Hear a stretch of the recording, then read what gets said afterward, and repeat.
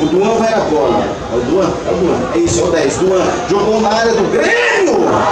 Rapaz do céu. Essa bola, o Davidson ficou na dúvida se ia ou não ia na bola, deixou a bola passar, ela quicou. Mas passou tirando tinta da tábua esquerda do goleiro Rodrigo Café. Pintou uma dúvida na zaga do Grêmio Maringá, o cruzamento aqui da esquerda do Duan, na diagonal da esquerda para a direita. Teve essa dúvida, mas foi para fora. Primeiro tempo 0-0 no estádio regional do Rio. O João Carlos estava no ataque, quase um pouco à frente da linha da marcatória. Falta para a equipe do Ambrosio, falta aqui meteu por o Fabão. Tem que estar ligado no jogo, sabe? Vamos ligar no jogo. Olha o Ambrosio, bateu o Duan!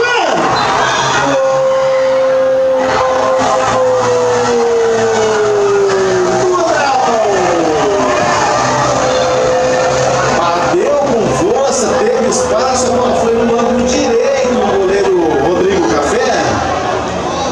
É o Duan mesmo, né? Bola na rede, o Duan, camiseta 10.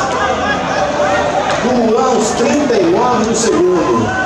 Aliás, Duan aos 39 do primeiro. Ângulo direito do Rodrigo Café. Percebeu? Teve espaço Duan, né?